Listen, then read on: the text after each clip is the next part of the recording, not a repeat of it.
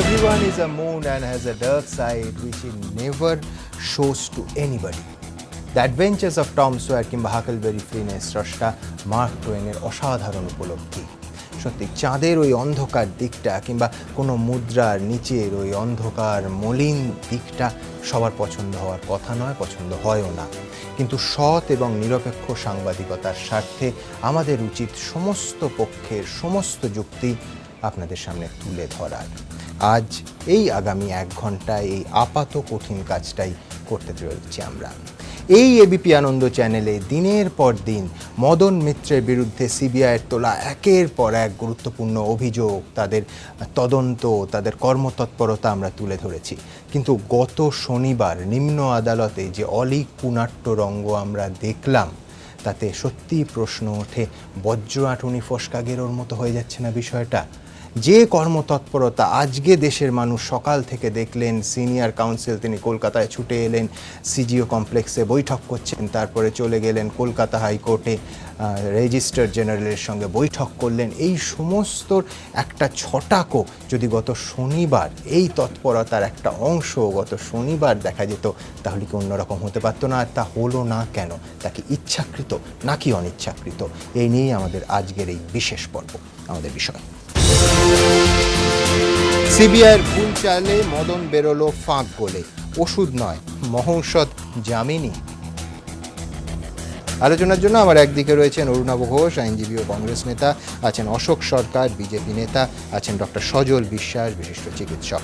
অন্যদিকে রয়েছেন সিপিএম নেতা শ্রমিক লাহিড়ী, আছেন মানবাধিকার কর্মী সুজাত ভদ্র এবং দেবনারায়ণ সরকার অধ্যাপক। ওদের কাছে যাব, কিন্তু কিছুক্ষণের জন্য আসুন আমরা ভুলে যাই যে মামলাটার নাম সারদা এবং আসামির নাম মদন মিত্র। আইনের চোখে যদি সবাই সমান হন, তাহলে সেই দিন জামিন আটকাতে সিবিআই যে যুক্তিজালের অবতারণা করল, তা কি গণতন্ত্রসম্মত? গোটা দিনের ঘটনার দিকে, প্রত্যেকটা যুক্তির দিকে, ওঠাপড়ার দিকে আমরা যদি নজর রাখি, এই প্রশ্ন যে কোনো গণতন্ত্রপ্রিয় মানুষের মনে উঠবেই। দেখুন, সিবিআই এর ভুলই কি মদন মিত্রর জামিনের রাস্তা তৈরি করে দিয়েছে? আইনজীবী মহলের একাংশে এই প্রশ্ন উঠছে। তাদের বক্তব্য, শনিবার মদনের জামিন মামলার শুনানিতে তদন্তকারী অফিসারের অনুপস্থিতি এবং কেস ডায়েরি না থাকার যে কারণ সিবিআই দেখিয়েছে, তা নিয়ে প্রশ্ন থেকেই যায়। কারণ মদন মিত্রর আগে সারদা রিয়েলটি মামলায় ধৃত সদানন্দ গগৈ এবং সন্দীর অগ্রওয়ালের জামিনের আর্জি জানানো হয়। সেই আবেদনের প্রেক্ষিতে আদালত শুনানির দিন স্থির করে 28 অক্টোবর। এরপর 9 অক্টোবর মদনের জামিনের আবেদন জানানো হলে তার প্রেক্ষিতে শুনানি স্থির করা হয় 31 অক্টোবর। সিবিআইকে 14 অক্টোবর নোটিশও পাঠানো হয়। 28 অক্টোবর সদানন্দ গগৈ ও সন্দীর অগ্রওয়ালের জামিন মামলা শুনানির জন্য উঠলে সিবিআই এর তরফে জানানো হয় তাদের বিশেষ আইনজীবী আদালতে উপস্থিত হতে পারেননি, কেস ডায়েরিও সঙ্গে নেই। তাই এই দুটি জামিন মামলা শুনানিও মদন মামলার সঙ্গে 31 অক্টোবরই করা হোক। আইনজীবী মহলের একাংশের প্রশ্ন, সিবিআই তো তাহলে বহুদিন আগে থেকেই তা জানতো যে 31 তারিখ মদনের জামিন মামলা শুনানি হবে, তাহলে তদন্তকারী অফিসার কিংবা কেস ডায়েরি কেন আদালতে পেশ করা গেল না? শনিবার আদালতে সিবিআই এর তরফে দাবি করা হয় তদন্তকারী অফিসার অন্য একটি মামলায় সমন পেয়ে রায়পুর আদালতে গিয়েছিলেন। কিন্তু আইনজীবী মহলের একাংশের পাল্টা প্রশ্ন, তদন্তকারী অফিসারকে যে রায়পুর যেতে হবে সে কথা আগেই আলিপুর আদালতকে জানানো হয়নি কেন? অথবা আলিপুর আদালতের মদন মিত্রর জামিনের মতো গুরুত্বপূর্ণ শুনানির কথা জানিয়ে রায়পুর আদালত থেকে কেন সময় চায়নি সিবিআই? সিবিআই এর যুক্তিতে আরও বেশ কিছু ফাঁক ফোকর খুঁজে পাচ্ছেন আইনজ্ঞদের একাংশ। তাদের মতে, সারদা মামলার প্রত্যেক শুনানিতে তো তদন্তকারী অফিসার উপস্থিত থাকতেন না, তাহলে শনিবার আদালতে তার অনুপস্থিতি হঠাৎ এত গুরুত্বপূর্ণ হয়ে উঠল কেন? শনিবার সিবিআই আদালতে দাবি করে তদন্তকারী অফিসার কেস ডায়েরি লকারে রেখে লকার বন্ধ করে গিয়েছেন। কিন্তু আইনজীবী মহলের পাল্টা প্রশ্ন, তল্লাশি অভিযানের সময় কখনো কোনো লকার তালা বন্ধ থাকলে কি সিবিআই পিছিয়ে আসে? তাহলে তারা এক্ষেত্রে তদন্তকারী অফিসারের লকার কেন খুললেন না? তাছাড়া যে কোনো কেস ডায়েরির 3টি সিডি তৈরি হয়, তার মধ্যে একটি তদন্তকারী অফিসারের কাছে থাকলে বাকি দুটি কোথায় গেল? আইনজ্ঞদের একাংশ বলছেন তদন্তকারী অফিসারের অনুপস্থিতি বা কেস ডায়েরি না থাকার যুক্তি দেখিয়ে অভিযুক্তকে বেশি দিন হাজতবাস করানোর অভিযোগ বারবার উঠেছে নানা তদন্তকারী সংস্থার বিরুদ্ধে। এ প্রসঙ্গে অনেকে ভিন রাজ্যের একটি মামলার উদাহরণও টেনে আনছেন। পুত্রবধূর দায়ের করা মামলার ভিত্তিতে গ্রেফতার হয়েছিলেন ভিন রাজ্যের এক সরকারি কর্মচারী। নির্ধারিত দিনে তদন্তকারী অফিসার আদালতে না থাকায় শুনানি 3 দিন পিছিয়ে যায়। এদিকে 48 ঘন্টা জেলবন্দি থাকায় সরকারি কর্মচারী শ্বশুর সাসপেন্ড হয়ে যান। পরে দেখা যায় মামলাটি সাজানো। এমনকি এই অভিযোগও ওঠে যে তদন্তকারী অফিসারের আদালতে উপস্থিত হওয়ার পরিবর্তে সেদিন অভিযুক্তর বাড়ি গিয়েছিলেন ঘুষ চাইতে। এই প্রেক্ষিতে বিচারপতি প্রশ্ন তোলেন, তদন্তকারী অফিসারের অনুপস্থিতির কারণে যেভাবে একজনের কর্মজীবনে ছেদ পড়ল, তার দায় কে নেবে? আইনজ্ঞরা বলছেন তদন্তকারী অফিসারের অনুপস্থিতির কারণে কোনো সাধারণ মানুষকে অতিরিক্ত দিন কারাবাস করতে হলে তা তো মানবাধিকারের পরিপন্থী। এদিকে সিবিআই সূত্রে খবর, তারা মদনের জামিন খারিজের আবেদন করতে গিয়ে হাইকোর্টে বলতে পারে কার্যত একতরফা শুনানি করে শনিবার শনিবার নিম্ন আদালত মদন মিত্রর জামিন মঞ্জুর করেছে। যদিও আইনজীবী মহলের একাংশের পাল্টা দাবি, সিবিআই এর এই যুক্তিও মোটেই গ্রহণযোগ্য নয়। কারণ শুনানির প্রথম দফায় সিবিআই এর বিশেষ আইনজীবী কে রাঘব চারালু উপস্থিত ছিলেন। দ্বিতীয় দফায় রাঘব চারালু না থাকলেও অন্য দুই আইনজীবী ছিলেন। বিচারক তাঁদের বক্তব্যও জানতে চান, তারাই কিছু বলতে চাননি। ফলে আদালত সিবিআই এর বক্তব্য শোনেনি এমনটা কখনোই বলা যায় না।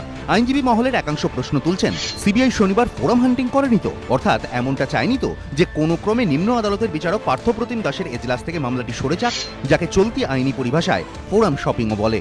কারণ এই বিচারকই মাসখানেক আগে সারদাকাণ্ডে ধৃত শিবনারায়ণ দাসকে জামিন দিয়েছিলেন। তবে যাবতীয় প্রশ্ন বিতর্কের মধ্যে বাস্তব এখন এটাই যে মদন মিত্র জামিন পেয়েছেন, জামিন পেতেই সুস্থও হয়ে গিয়েছেন। এখন সিবিআই জামিন খারিজের আর্জি জানালে হাইকোর্ট কি বলে, সেদিকেই সবার নজর। এবিপি আনন্দ। অরুণাবদা কংগ্রেস নেতা নয়, আইনজীবী হিসেবে, আইনজীবী সত্তার কাছে আমার পরিষ্কার প্রশ্ন থাকবে। আমি যদি বলি এটা হচ্ছে যে ফোরাম হান্টিং এর একটা নিদর্শন, যেটা ব্যাকফায়ার করে গেছেন। ভেবেছিলেন যে ওই একদিন 24 ঘন্টা, আমরা সবাই জানি ভ্যাকেশনাল বেঞ্চ চেঞ্জ হয়ে যাবে, নতুন বিচারপতি আসবেন, এই বিচারপতিকে সিবিআই ফেসই করতে চায়নি। হ্যাঁ, সে ঘটনা তো দেখো, সিবিআই কিন্তু ব্ল্যাকমেলিং অফ দ্য জুডিশিয়ারি আজ থেকে করছে না, অনেক দিন ধরে ইনডাইরেক্ট। ধরো এর আগে সিবিআই একজন বিচারপতি সে একটা ডেট দিয়েছিল, ডেটটা অনেক দিনের পরে, 14 দিন পরে, মানে 14 দিনের ডেট সিবিআইকে জানানো হয়েছিল। তার ভিত্তিতে সেই যে ভাবছিল এই লোকটা জামিন দিয়ে দিতে পারে, তাকে বললে বায়াস্ট বলে হাইকোর্টে বললো এর অর্ডারটা বাতিল করে এবং একে সরাও। হাইকোর্ট এবার সরিয়ে কি করলো, সিটি কোর্টের এক প্রধান বিচারপতিকে দিলেন। তিনি ওই সিবিআইয়ের কথা শুনে 1 মাস অসুস্থ হয়ে গেলেন। তারপর সেকেন্ড জজ মহিলাকে দিলেন, সে 2 দিনের মাথায় অসুস্থ হয়ে গেলেন, কেউ নিতে চাইছে না। তারপরে তৃতীয় দিনে সেটা মানে ওই আবেদন গ্রাহ্য হলো এবং জামিনটা বাতিল হলো, জামিন দিল না আর কি। তো these are common things, CBI আছে এটা বলায়। এখানে সেদিন এই ভদ্রলোক, এই সিনিয়র লয়ারও জানতো না যে এই লোকটাই আসবে। এ তো আগে 2বার জামিন দিয়ে দিয়েছে এবং হি ইজ দি অনলি জাজ যে জামিন দিয়েছে এর আগে, মানে লোয়ার কোর্টের। দেখুন 28 তারিখ সদানন্দ গগৈ এবং সন্দীপ আগরওয়ালের কেস এই সিবিআই এর কথাতেই শনিবার করা হয়েছে। তাই তো, এরা জানতো না এই লোকটা আসবে এবং এই লোকটা আসার ওই দিনই থাকবে না থাকবে এখানে পরবর্তীকালে বলা যাবে কি হয়েছে, কেন ওই দিনই ডেপুট করা হয়েছিল 21-এ এই ভদ্রলোককে। আচ্ছা, এই যখন ঢুকে দেখে এই লোকটা বসে, তখন বলেছে যে প্রথমে এই কেস ডায়েরি যে এই লোকটা নেই, এটা কিন্তু ওই লকে আছে কেস ডায়েরিটা, এটা কিন্তু বলেনি ভদ্রলোক যে সিনিয়র লয়ার, বলছে আপনি শুনবেন না। আর এই জজও জানে যে আমি যদি না শুনি তাহলে কালকে আমি তো থাকবো না, অন্য জজ চলে আসবে, কোনো মতে এটা ডেফার করতে পারলে ওর জামিনটা হবে না, কেউ সাহস দেখাতে পারবে না।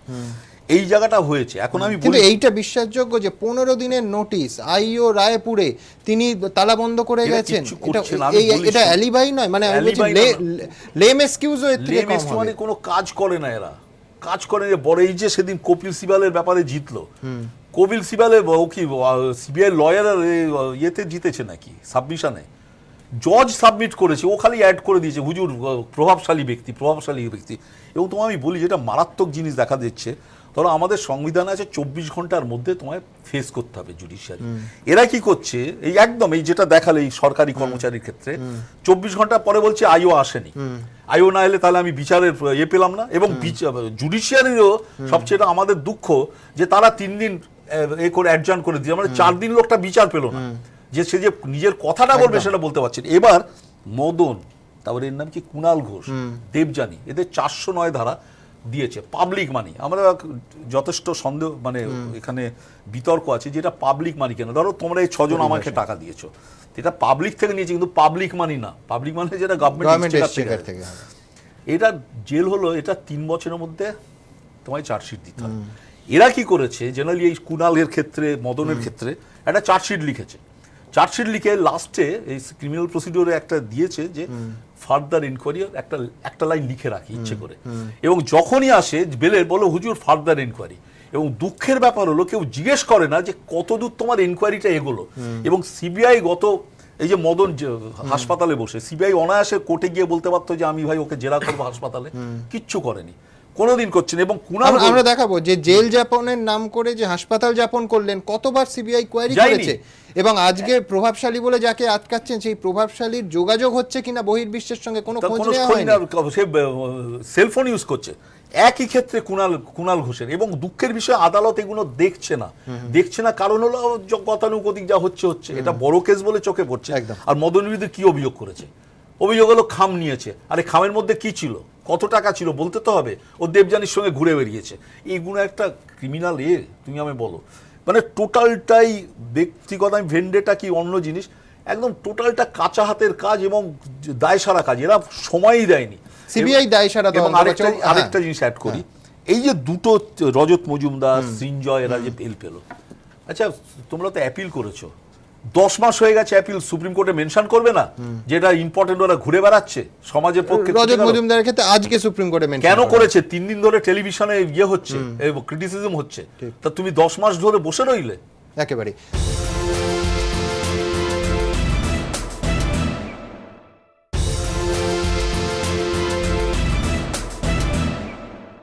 আমি দ্রুত একবার দেখব মদন মিত্রের জামিন পাওয়ায় যারা উদ্বাহু হয়ে নাচছেন তাদের শুধু পুরনো উদাহরণ সাইট। আমরা সত্যিই জানি না যে মদন মিত্র দোষী না নির্দোষ, কিন্তু এইটুকু বলা যায় যে টেলিকম কেলেঙ্কারিতে যেখানে দোষী সাব্যস্ত হয়েছিলেন সুখরাম, কেন্দ্রীয় মন্ত্রী, প্রাক্তন কেন্দ্রীয় মন্ত্রী, তিনিও জামিন পেয়েছিলেন। এ রাজা কিংবা কানিমজিও জামিন পেয়েছিলেন।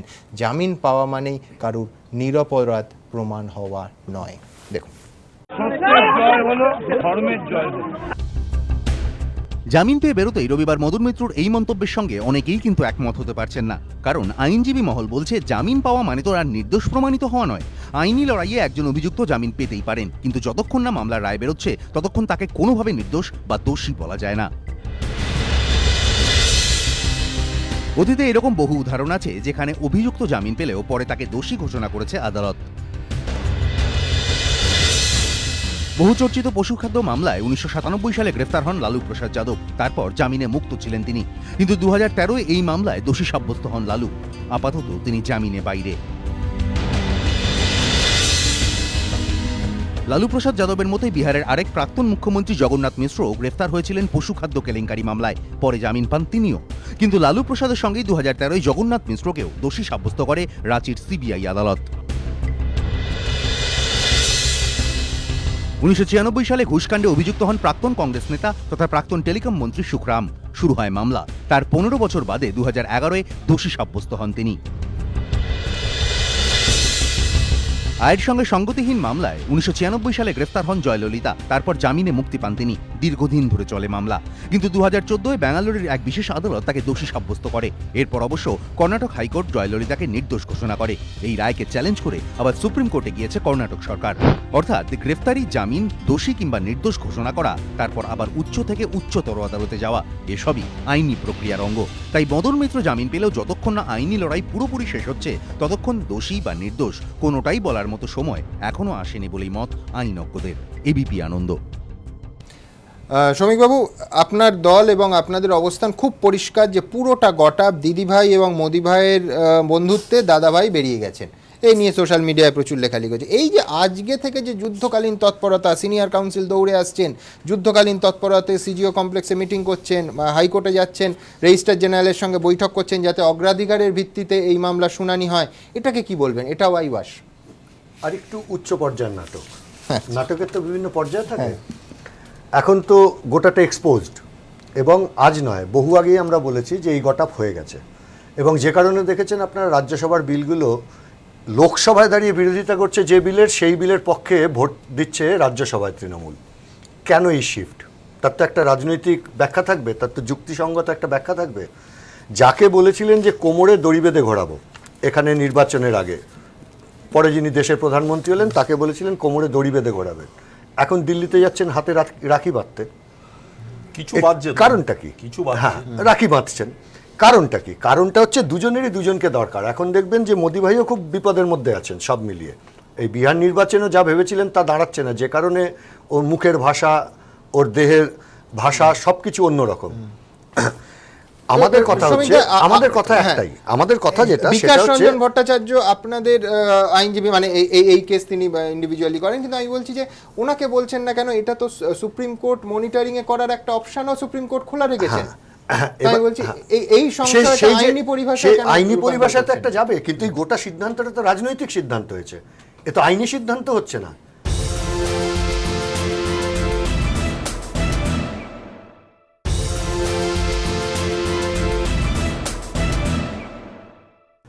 রাজনৈতিক সিদ্ধান্ত হয়েছে, এবার আইনের ভিত্তিতে তাদেরকে ছেড়ে দেওয়া হচ্ছে। আপনি আমাকে তা নাহলে বলুন দেখি, যাদের গুরুত্বপূর্ণ রোল ছিল এই সারদা মামলায়, শুধু সারদা না অন্যান্য মামলাতেও, সেই গুরুত্বপূর্ণ ব্যক্তিরা, তাদের নাম তো আর কোথাও শোনা যাচ্ছে না, আর কোনোদিন ডাকছেও না। এক চিত্রশিল্পী 6 কোটি টাকা পেয়েছিলেন, কেন পেয়েছিলেন, কি হলো সেই টাকা, কোথায় গেল সেই টাকা? সেটা ইডি আটকেছে, ইডি ব্লক করে হ্যাঁ, রেখেছে। ব্লক করেছে, কিন্তু তারপর তো আর কোথায় তার রিপোর্টও আসছে না, সিবিআই ডাকছে না। দুজন এমপি গত 6 মাসে আপনি একটা ডেভেলপমেন্ট বলুন যে সিবিআই তদন্তে এটা পেয়েছে, একটা বলতে পারবেন না। জিজ্ঞাসাবাদ কেন করা পারবেন না? পারবেন না, তার কারণ রাজনৈতিক সিদ্ধান্ত হয়েছে যে তুমি সিবিআই আর এটা নিয়ে বেশি বাড়াবাড়ি করবে না, তুমি এটাকে ধামাচাপা দেওয়ার চেষ্টা করো। এইটাই আমরা বারবার বলছি যে মোদি ভাই দিদি ভাই দুজনে হাত মিলিয়েছে। দুঃখের কথা হচ্ছে এটা তো শুধু রাজনৈতিক ফায়দা বা রাজনৈতিক দুটো কথা বলে লাভ নেই। এই যে অসংখ্য লোকের টাকা, এই টাকা ফেরত পাবে কি করে, এটা তো সবচাইতে গুরুত্বপূর্ণ কথা। ওই যে শ্যামল সেন কমিশন হলো, তুমি কোন আইনে গোটালে, তো জিজ্ঞাসা করতে হবে তো সিবিআইকে। এখন হাইকোর্টে বোধহয় একটা মামলা চলছে, অরুণাবোধা ভালো বলতে পারবেন। তুমি কিসের ভিত্তিতে গোটালে? মানুষের থেকে যে টাকা তুললে তুমি, ওই যে একটা কর বসিয়ে, সেই টাকা কোথায় কতটা ব্যবহার করলে, তার হিসাব কোথায়, কত টাকা উঠেছে, কত টাকা দিয়েছো, কাকে দিয়েছো, শুধু সারদা কেন, বাকি ক্ষতিগ্রস্তরা না কেন, এসব প্রশ্নের জবাব কে দেবে? সুপ্রিম কোর্টে তদন্তের গতি প্রকৃতি নিয়ে যাওয়ার কথা ভাবছেন? এখন সেইটা কতগুলো আইনি দিক আছে, আমি আইনের বিশেষজ্ঞ নই যে আমি তা নিয়ে বলতে পারবো। তবে নিঃসন্দেহে সুপ্রিম কোর্ট এই কথা কিন্তু বলেছে যে যদি কোথাও আপনাদের মনে হয় যে এটা আমাদের মনিটর করার দরকার, যে কেউ এখানে আসতে পারে এবং এসে অ্যাপিল করতে পারে। ফলে তার কি কতটা সম্ভাবনা আছে, কতটা সুযোগ আছে, যারা এই মামলাটা দেখছেন, বিশেষ করে বিকাশ দা এটা দেখছেন, তিনি যাচাই করে অবশ্যই দেখবেন। সুপ্রিম কোর্ট তো সিবিআই কে বলেছে, শুনে সেখানে কেন্দ্রীয় সরকারের হাত থাকতে পারে না। আমি কিন্তু জাস্ট উকিল হিসেবে বলছি, কোনো পলিটিক্যাল। তো সুপ্রিম কোর্টের কি দায়িত্ব নেই যে এটাকে জোর করে বলবে তুমি আটকাচ্ছ? সুপ্রিম কোর্টের কাছে তো যেতে হবে, এর আইনি পরিভাষা আপনি বলতে পারবেন, কিন্তু সিবিআই কে কিভাবে ব্যবহার করা হয় সেটা পরে জয়ললিতার কেসেও দেখেছেন এবং আপনি অন্য কেসেও দেখেছেন। নির্দিষ্টভাবে একটা সময়সীমার মধ্যে যদি এবং রিপোর্ট আরো চাওয়া হয় আশ্চর্য যে লোয়ার কোর্টে সিবিআই এর একটা কেসে, গুজরাটের কেসে আপনারা দেখেছেন যে লোয়ার কোর্টে সিবিআই একটা ওই যে মামলাটায় লোয়ার কোর্টে সিবিআই হারলো, তারপর যে হায়ার কোর্টে যাওয়ার কথা, কেন গেল না, কার নির্দেশে গেল না? এটা হায়ার কোর্ট সুমোটো বলবে না যে তুমি আমার কাছে এসো এই মামলাটার জন্য, এটা সিবিআই, এটা সুপ্রিম কোর্ট মনিটর করে। সুপ্রিম কোর্টের কাছে আবার যখন হিয়ারিং এর জন্য আসবে, তখন নিঃসন্দেহে বললে সুপ্রিম কোর্ট দেখতে পারবে, সে ভরসা আমাদের আদালতের প্রতি রাখা উচিত। আমরা দ্রুত একবার দেখে নেব যে আজকে যে কর্মতৎপরতা সিবিআই এবং সিবিআইয়ের আইনজীবীদের মধ্যে দেখা গেল, কাল তারা কলকাতা হাইকোর্টে এই মামলার শুনানির জন্য আবেদন করছেন। দেখুন, সিবিআই চাইছে জামিন খারিজ করতে, মদন মিত্র মরিয়া জামিনের শর্ত পূরণে। সোমবার দিনভর দু তরফেই চোখে পড়ল তুমুল তৎপরতা। কলকাতায় এসে পৌঁছন সিবিআই এর বিশেষ আইনজীবী কে রাঘব চারুলু। বিমানবন্দরে নেমে তিনি জানান জামিন খারিজ করতে যা যা করণীয় তাই করা হবে।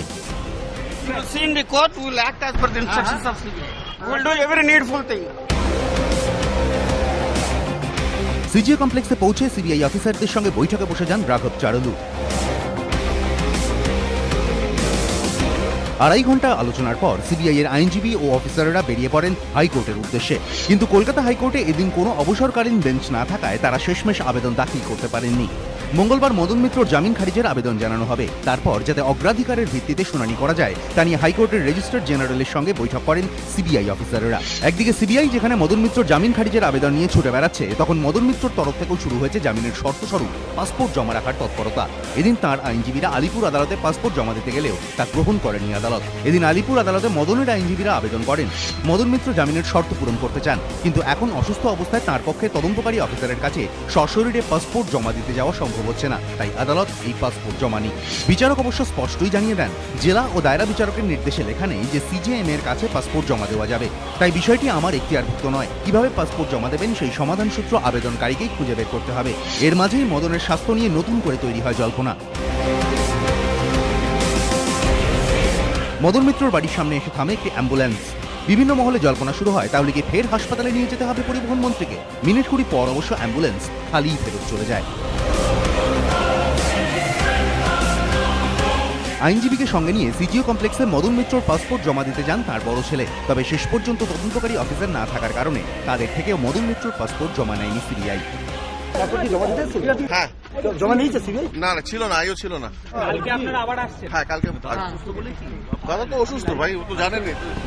তবে নিম্ন আদালতে জামিনের শর্ত পূরণ হলেও উচ্চ আদালতে যাতে মদন মিত্র জামিন খারিজ হয় সেজন্য এখন থেকেই যুক্তিজাল সাজাতে শুরু করেছে সিবিআই। কেন্দ্রীয় গোয়েন্দা সংস্থা সূত্রে দাবি, হাইকোর্টে তারা বলতে পারে যে নিম্ন আদালত শুধুমাত্র অভিযুক্ত পক্ষের বক্তব্য শুনেই জামিন মঞ্জুর করেছে। এদিন সিবিআই এর বিশেষ আইনজীবীর মুখেও শোনা গিয়েছে সেই সুর। Do you think that it was the ex party order? Without any doubt. পাশাপাশি এর আগে বিভিন্ন সময় আদালত কি কি কারণে মদন মিত্রর জামিন খারিজ করেছে তাও হাইকোর্টে জানানো হবে বলে সিবিআই সূত্রে দাবি। এবিপি আনন্দ। অশোকবাবু, আপনি বলুন যে এটা নাগরিক হিসেবে আপনার কাছে বিশ্বাসযোগ্য? 15 দিনের নোটিশের পর সিবিআই কৌশলী বলছেন যে আইও নেই, কেস ডায়েরি বাক্সবন্দি হয়ে আছে। এই মামলাতে এর আগে আমরা দেখেছি যে সুদীপ্ত সেন, দেবযানী, কুণাল সবাই জামিন পেয়ে গেছেন। এটা বিশ্বাসযোগ্য? দেখুন, আমি দু চারটে কথা আপনাকে বলছি। হ্যাঁ, নিশ্চয়ই। একটা হলো গিয়ে, প্রথম সমীপবাবুকে ধন্যবাদ জানাচ্ছি, উনি অ্যাস্ট্রোলজি শিখছেন বলে। কারণ বিহারে হারচেনকে দিচ্ছেন উনি, এখানেই আজকে ভুলে গেলেন। এটার সঙ্গে সম্পর্ক নাই বললাম আর কি। হ্যাঁ, সেকেন্ড কথা হলো গিয়ে, দেখুন ইডির কাজ করছে। ইডি কিন্তু টাকা ফেরত দিতেও পারে না, ইডি কিছু করতেও পারে না। আর সিবিআই এই কেসটায় মানে পার্টিকুলারলি লোয়াল যে অফিসারগুলো আছে, যারা আছে, তারা পুরো ফেলিও, এটা বোঝা যাচ্ছে। কারণ তারা যদি ঠিকমতো কাজ করতো তাহলে অনেকে এতদিন ঢুকে থাকতো ভেতরে।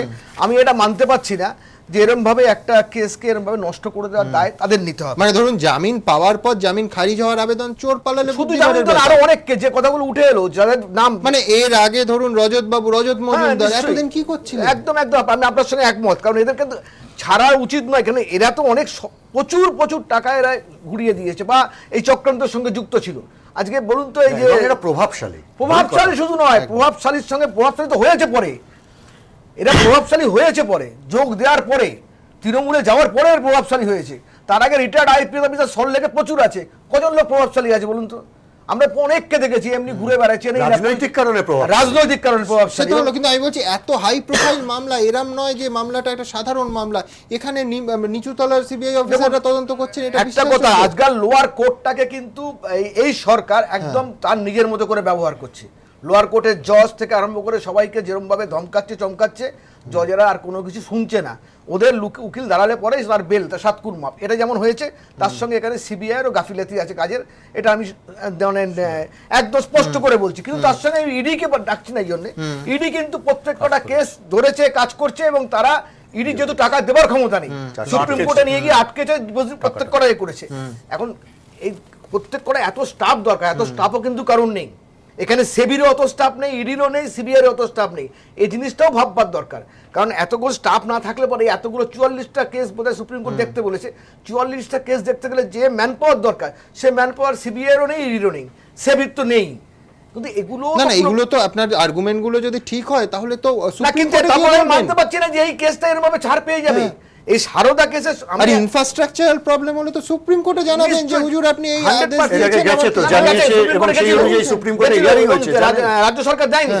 ওরা বোধহয় 6 আমি বলছি এত হাজার লক্ষ মানুষের কোটি টাকা নিয়ে ছিনিমিনি খেলার অধিকার সিবিআই কারণ নেই। এটা কারণই নেই। এটা সিবিআই এর আরো উচিত ছিল আরো শক্ত করে জিনিসটাকে গুটিয়ে এনে যারা সত্যিকারের অপরাধী তাদেরকে ঢুকিয়ে তারে করা। বেশ, আমরা একটা বিরতি নেব। বিরতির পর ফিরে এসে আপনাদের দেখাবো যে ম্যাজিকে রোববার জামিন পাওয়ার পর 11টার সময় মেডিকেল বোর্ড বসলো এবং 11:40 মদন মিত্র ফিট হয়ে গেলেন, একেবারে সুস্থ হয়ে বাড়ি চলে গেলেন। এরপর আমি জানি এবছর চিকিৎসা শাস্ত্রে নোবেল দেওয়া হয়ে গেছে, কিন্তু যদি না হতো তাহলে কি এই মেডিকেল বোর্ডের সদস্যরা, আমাদের মাননীয় চিকিৎসকরা, তাদের সুপারিশ করা উচিত নয় আমার আপনার? বলুন। ছোট্ট একটা বিরতির পর এই বিষয়ে আলোচনা হয় প্রসঙ্গত।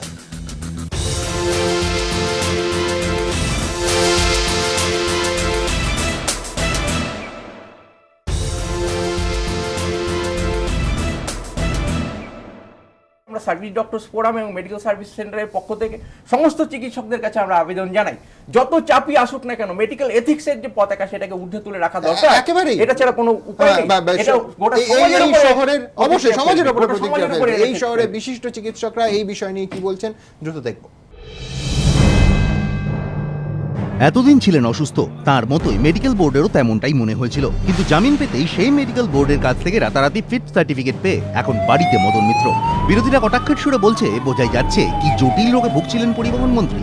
চিকিৎসকদের একাংশ এর মধ্যে কিছুটা অস্বাভাবিকত্ব খুঁজে পাচ্ছেন। জামিন হবার কয়েক ঘন্টার মধ্যেই ডিসচার্জ হলেন, হ্যাঁ এটার মধ্যে হয়তো একটা এলিমেন্ট অফ সারপ্রাইজ আছে, সময়ের খাতিরে এর মধ্যে একটা ডিসপ্রপোর্শনালিটি হয়তো থাকবে। এতদিন যিনি হাসপাতালে ভর্তি, জামিন পেতেই তাকে ফিট ঘোষণার মেডিকেল বোর্ডের সিদ্ধান্তে হতবাক বহু চিকিৎসক।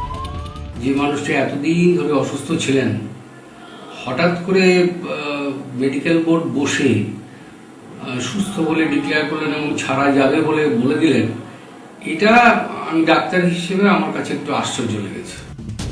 এতদিন এসএসকেএম এর উডবান ওয়ার্ডে ভর্তি থাকার পর মেডিকেল বোর্ডের হঠাৎ করে মদন মিত্রকে সুস্থ বলে মনে হলো, নাকি মদন মিত্রর কথায় মেডিকেল বোর্ড সুস্থ সার্টিফিকেট দিয়ে দিল, তা নিয়ে কটাক্ষের সুরে প্রশ্ন তুলছে বিরোধীরা। চিকিৎসকদের একাংশ তা নিয়ে মন্তব্য করতে না চাইলেও স্বাস্থ্যের রাজনীতির অনুপ্রবেশে চিন্তিত তারা। সত্যি কথা বলতে ডাক্তারদের উপর কিন্তু এই রকমের ব্যাপারে নিয়ে একটা সাংঘাতিক স্ট্রেস থাকে। ডাক্তারির মধ্যে এত রকম আইনের মারপ্যাচ, এত রকম রাজনীতির মারপ্যাচ, এত রকম মানে ঘূর্ণাবর্তের মধ্যে যদি ডাক্তারিটাকে ঘুরতে হয়, it really becomes a very complicated affair. Medical বোর্ডের ফিট সার্টিফিকেট দেওয়ার মধ্যে অস্বাভাবিকত্ব না দেখলেও মদন মিত্রকে আরও কিছুদিন পর্যবেক্ষণে রাখা উচিত ছিল বলে মত মনোবিদদের একাংশের। আমাদের ইউজুয়াল প্র্যাকটিসে আমরা এতটা হঠাৎ অ্যাব্রাপ্ট চেঞ্জ দেখতে পাই না। যাদের অ্যাংজাইটি ডিসঅর্ডার কিংবা মেন্টাল হেলথ এমনি কোনো প্রবলেম থাকে, এটা মনে রাখা দরকার যে যে কোনো ভালো কিংবা খারাপ লাইফ ইভেন্টে কিন্তু এই অসুখটার আবার রিল্যাপস হয়ে যেতে পারে। সুতরাং সেই দিকটাও কিন্তু ডাক্তারবাবু আমাদের মতো লোকেদের কিন্তু মাথায় রাখতে হবে। বিরোধীরা কটাক্ষের সুরে বলছে, চিকিৎসা শাস্ত্রের সঙ্গে যদি রাজনীতির মিশেল ঘটে তাহলে তো মিরাকল হতেই পারে, যেমনটা হয়েছে মদন মিত্রর ক্ষেত্রে। অরিত্রী ভট্টাচার্য ও গোপাল চট্টোপাধ্যায়, এবিপি আনন্দ। সুমন, আমি ডাক্তারদের কথা শুনলাম, কিন্তু সবাই অ্যাভয়েড করে গেল। এই যে কজন বোর্ডে আছে তারা তো কোনো উত্তর দিল না, একেবারে কোনো অ্যাভয়েড করে গেল। তোমরা যা যা জিজ্ঞেস করলে অ্যাভয়েড করে গেল, তার মানে দে আর গিলটি না। আর একটা আমার প্রশ্ন আছে, সেটা হচ্ছে সিবিআই একবারও কেন কোর্টের মারফত মেডিকেল বোর্ডের রিপোর্ট তারা চাওয়ার জন্য চাপ দিল না, এবং না পাঠিয়েছে, চাপ দিল না, এবং সেই মেডিকেল বোর্ডের ওদের কোর্টে ডেকে কেন জেরা করলো না? এই প্রশ্নে আসবো। আপনার মনে থাকবে হয়তো সিবিআই এক সময় বলেছিল যে এইমস থেকে ডাক্তার এনে প্রয়োজন হলে কেন সেগুলো হলো না? যাচাই হবে। কোথায় যাচাই এদের হবে? জেরা করা উচিত, এই ডাক্তারদের কেন জেরা করা হবে? আমি দেবনারায়ণ বাবুর কাছে আসবো। দেবনারায়ণ বাবু, আপনি আমার ম্যাজিকটা, আমি জানি আপনি ম্যাজিশিয়ান নন, অধ্যাপক, কিন্তু আপনি বলুন যে এই 11টায় জামিন পাওয়ার পর মেডিকেল বোর্ড বসলো 11:40-এ, এত অসুস্থ রোগী যার জন্য এই ঘণ্টাখানেক অনুষ্ঠানে আমরা কতবার তার আরোগ্য কামনা করেছি, 10 মাস হাসপাতালে, তাকে ছেড়ে দেওয়া হলো। আমি বলছি তো মারাত্মক। আপনি ভবানীপুরে দেখুন, আজকে দ্রুত আমি দেখাতে চাইবো যে গোটা ভবানীপুর এই মুহূর্তে পোস্টারে ছেয়ে গেছে। কি সেই পোস্টারের ভাষা! যারাই পোস্টার দিয়েছেন নিঃসন্দেহে তারা উদ্বিগ্ন হবেন মদন মিত্রকে যেভাবে হাসপাতাল থেকে ছেড়ে দেওয়া হলো সেটা নিয়েও। হ্যাঁ, এই দেখুন, দেখতে পাচ্ছেন। হ্যাঁ, পড়তে পারছি। ভেঙেছো দুয়ার, এসেছে জ্যোতির্ময়। তো এই জ্যোতির্ময়ের আমি বলছি ছেলে খেলা হচ্ছে তার স্বাস্থ্য নিয়ে। কি বলছেন? এই সরকারি ডাক্তারদের তো এই যারা বোর্ডে ছিলেন সাসপেন্ড করা উচিত। ভালো করে বলুন। বাড়িতে ছেড়ে দিলেন না, তাহলে সাসপেন্ড করে দিন আপনারা। না, আরে না, এই কথা আমাকে কথাটা বলতে দিন। তাহলে সাসপেন্ড করা উচিত না উচিত দুটো লজিক আপনি ভালো না 40 মিনিট কখনো ডাক্তার শুনুন, আমাকে একটু বলতে দিন। না বলুন, আমি 1 2 3 এত লোক 10 মাস আমাকে বলতে দিন। 40 মিনিটে ফিট করে দিলেন করেন, তাহলে আমি বলি তো 10 ডাক্তাররা কি বলছে? না 40 মিনিটে ফিট করে দিলেন। নোবেল না, নোবেল না, তারপরে চিকিৎসা বিজ্ঞানে নোবেল দেওয়া উচিত। আচ্ছা, সরি, ইয়েস বেল। এত বলে আমার কথাকে বলতে দিতে হবে কিছু মনে করো ডাক্তার। না বলো না, আমি আমার বাবু থাকলে আমি চেষ্টা করব। না, বিভিন্ন একটা মত তো নয়, প্রত্যেকটা মানে দুটো মত থাকতে পারে, তাই তো? এটা প্রশ্ন হচ্ছে ডাক্তাররা নিজেই বলেছে, আমি পেপারও দেখলাম, ডাক্তারদের মতে ঘরের লোকদের সঙ্গে থাকলে ওর মানসিক অবসাদটা অনেকটা কেটে যাবে। আমরা গতকালও দেখেছি, না গতকালও দেখেছি। আচ্ছা, শুনুন, অতকালে যে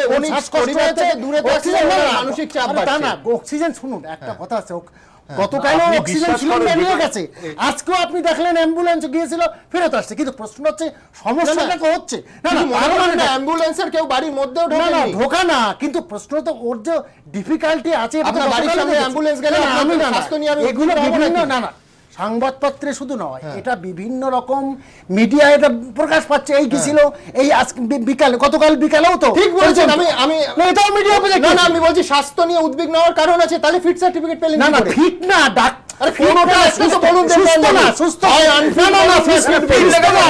আপনাকে ফিট বলবেন না, বলেছে আপাতত বাড়ি যা। একটা লোক যদি ক্যান্সার হয়, কারণ বাড়ির লোকের কাছে থাকলে তার মানসিক, সে তো বলছে পুরো 24 ঘন্টা। আপনারা যদি এত কথা বলেন, ফিটটা নিয়ে তৈরি করছে মেডিকেল এমার্জেন্সি, না এমার্জেন্সি না থাকলে ভোট বসবে। কিন্তু আমি একটা জিনিস বিশ্বাস করি, কখনো তা হতে পারে না। একটা লোককে যদি বাড়িতে গিয়েও যদি চিকিৎসা করানো যায়, তাতে অনেক ক্ষেত্রে অনেক সুবিধা হতে পারে। কেন হবে না? সেখানেও ডাক্তার থাকতে পারে। আমি তা বলিনি, আমার বক্তব্য শোনো, বোর্ডই তো নিয়েছে।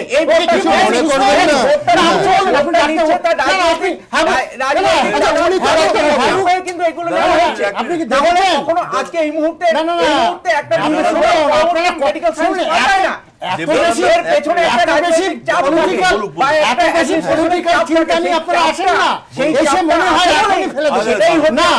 দুটো চিন্তা থাকতে পারে।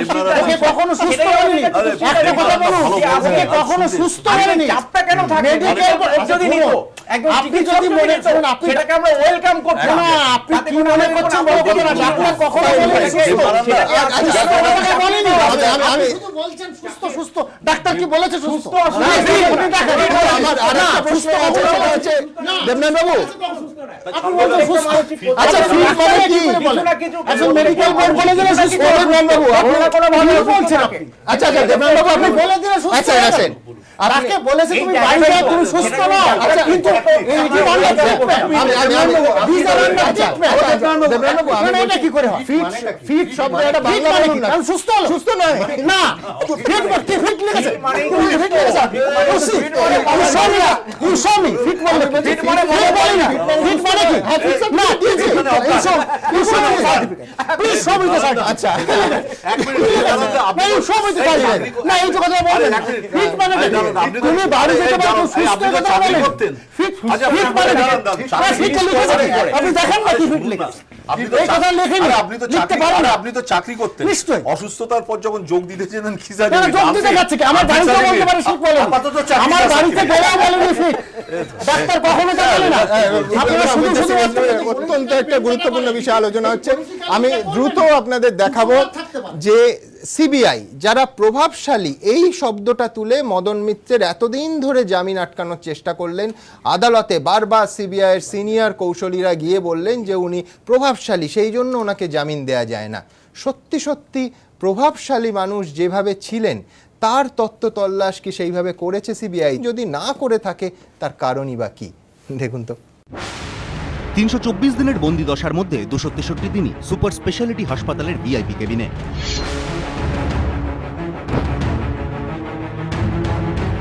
আর জামিন মিলতেই রাতারাতি ফিট হয়ে বাড়িতে। রাজনৈতিক প্রতিহিংসা চরিতার্থ করবার চেষ্টা হচ্ছিল, আজকে অন্তত আদালত তার বিচার করেছে এবং বিচার করে তার রায় দিয়েছে। বিরোধীদের দাবি এর থেকেই বোঝা যায় মদন মিত্রর প্রভাব কতটা। অতীতে এই প্রভাবশালী তত্ত্বেই বারবার মদন মিত্রর জামিন খারিজ হয়েছে।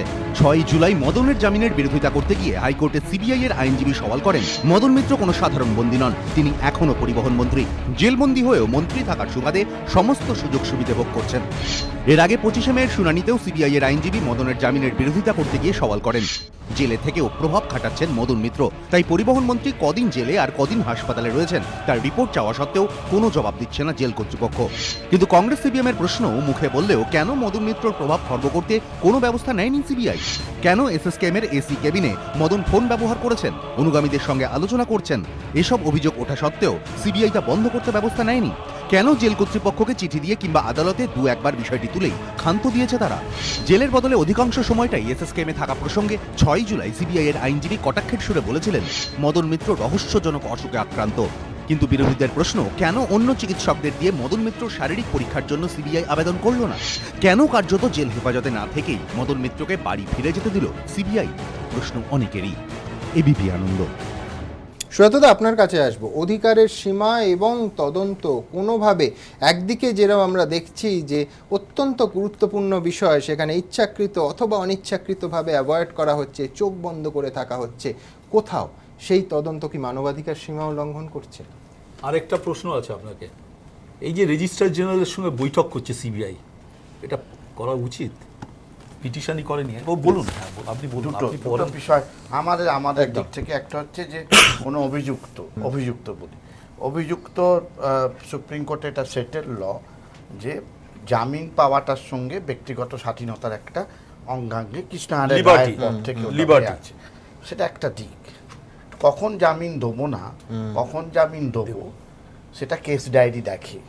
কেস ডায়েরির দুটো পার্ট, উইটনেসের অংশগুলো যদি কোর্টে আলোচিত হয় অ্যাকিউজ দেখতে পারে, বাকিটা পুলিশ অফিসার আইও বা তার হায়ার র্যাঙ্কের কিছু কনফিডেন্সিয়াল নোট থাকে, ওটা একমাত্র কোর্ট দেখতে পারে। কোর্ট চাইলেই অ্যাকিউজ দেখতে পারবে না, তার আইনজীবী দেখতে পারবে না, কোর্ট দেখবে। কোর্ট দেখে কতখানি প্রভাবশালী, যদি বেরিয়ে যায় সে কোনো একে করতে পারে কিনা। এবং তিনি যখন বন্দি, বিশেষ করে এই কেস যে পার্সন আন্ডার কনসার্ন, তিনি মন্ত্রীও বটে, সরানো হয়নি। এবং আপনারা যা দেখাচ্ছেন যে বিভিন্ন সময় সে জেলে দাঁড়িয়ে বা সিবিআই কোর্টে সওয়াল করেছে প্রভাবশালী, ফলে জামিন সে পাবে কিনা। ঠিক।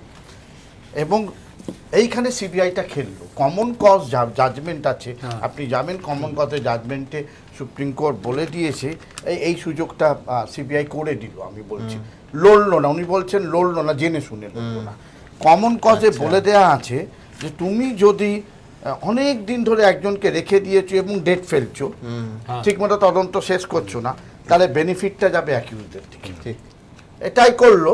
কেস ডায়েরি বা ডেটটা লম্বা ডেট নিচ্ছে, করছে না, এবং একই প্লি, একই লাজে গোবরে ভান দেখাচ্ছে, লাজে গোবরে এত বড় তদন্ত স্যার শর্ট করে পাওয়া যাচ্ছে না, ছেড়ে দিল। কেস ডায়েরি প্রডিউস করলো না। জজ সাহেবের আটকে দেওয়া উচিত ছিল, বলে কেস ডায়েরি না দেখে আমি আটকে জামিন দিচ্ছি না, নেক্সট ডেটে দেবে। আমার যদি অবসরকালীন সময় আমাকে দেয়া হয়েছে, অন্য জজ, রেগুলার জজ উইল দেখবে, হবে না। যেহেতু উনি বলছেন পলিটিক্যালি নোশন আছে, ফিক্সড হয়ে গেছে, অ্যাবসলিউটলি। মানে আমি একটা অন্য মামলার কথা, আমরা জানি, আমরা লড়ছি যে মামলায় যে ওই ছত্রধরদের যে যাবজ্জীবন বিশেষ এক জজকে এনে করে দিল, এটা আমরা জানি, আমরা বইও লিখছি, বিশেষ জজকে এনে করে দিল। একদম।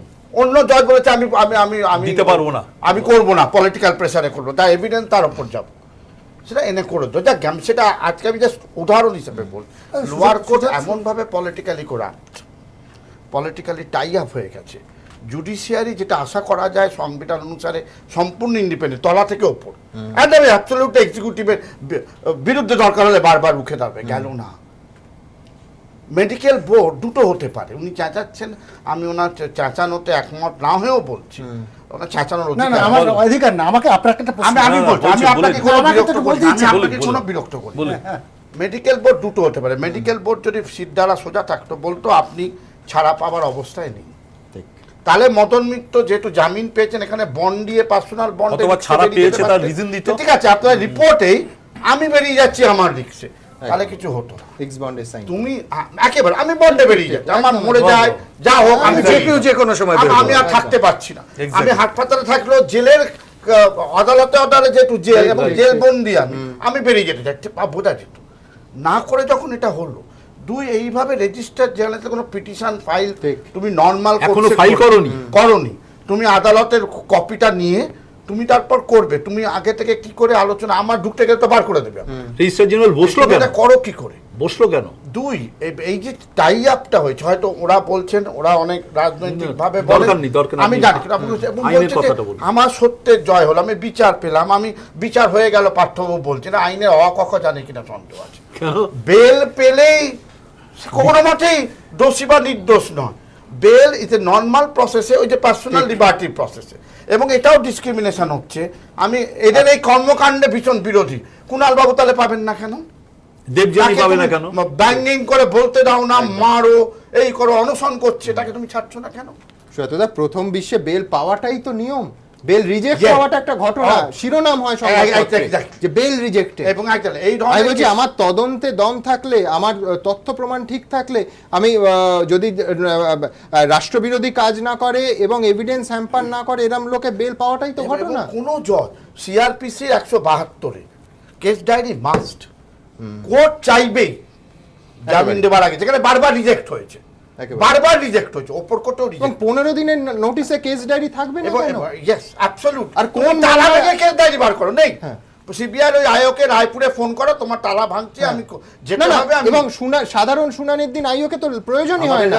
এর আগে সিবিআই যতবার শুনানি হয়েছিল আইও 4 দিন আগে রায়পুরে গেছে। আমাদের কাছে যা খবর আসছে, আমার মনে পড়ে হয়তো 6 মাস আগে, আমার মনে নেই, টিভিতে আমি ওই রাজ্যসভা শুনছিলাম, এরা তো নিজেরা গেছেন, আমি তো দূর থেকে দেখি রাম জেঠমালানির অসাধারণ বক্তৃতা। সিবিআই কে কি করে ইন্ডিপেন্ডেন্ট করতে দিচ্ছে না, করা হচ্ছে একেবারে, এইটা দরকার।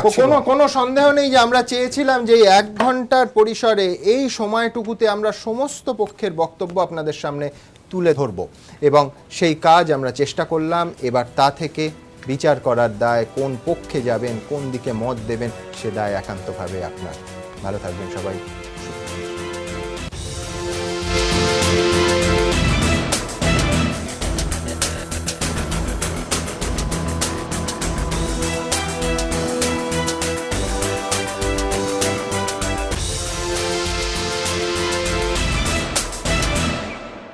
নিবেদন করছে কোনার্ক ডিএসপি সিমেন্ট, ঢালাইয়ের যান, পাওয়ার্ড বাই বন্ধন ব্যাংক।